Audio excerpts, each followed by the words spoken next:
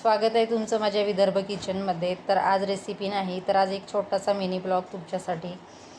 तर इथे बघू शकता, सकाळी 10 वाजता आमच्यावरती माकडं आलेले आहे. बाजूच्या घरावर पण भरपूर असे आलेले आहेत.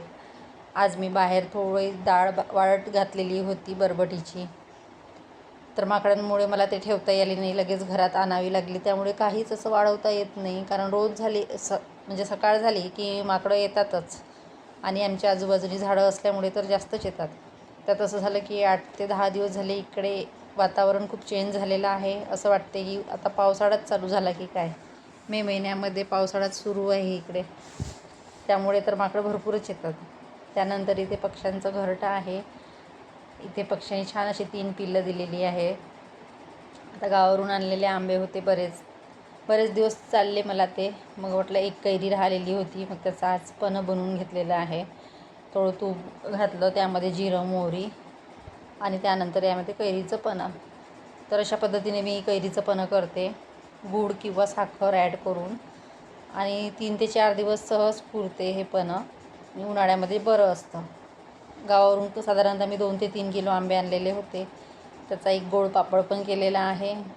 काही मग पन्हं किंवा असंच तोंडी लावायला अशा पद्धतीने बरेच दिवस त्या कैऱ्या पुरलेल्या आहेत. इथे आता भांडे भरपूर आहे घासायचे, कपडे धुवायचे आहेत. इथे पक्षी आहे. इथे पिल्ल्याचं घरटं असतं, त्यामुळे कंटिन्यू एक ना एक पक्षी त्या झाडावर असतोच. इथे देवपूजा पण झालेली आहे.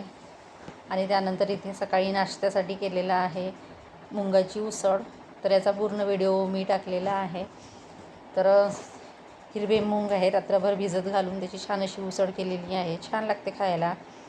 त्यानंतर इथे मथुरेवरून काही सामान आणलेलं होतं थोडंफार, तर ते राहूनच गेलं होतं, ते ठेवायचं आहे. इथे छान असा हा चिवडा आणलेला आहे, छान आहे खायला, टेस्ट खूप छान आहे याची.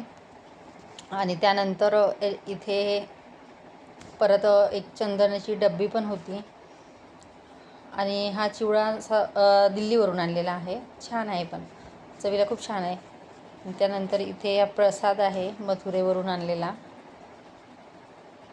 आणि ते हे अष्टगंध आहे, हे पण मथुरेवरून आणलेला आहे. आणि इथे हा एक छोटा पंखा मोरपिसाचा हा आणलेला आहे देवांसाठी. तर अशा पद्धतीने माझा छोटासा ब्लॉग होता. आवडला असेल तर लाईक करा, शेअर करा, सबस्क्राईब करा. Bye bye.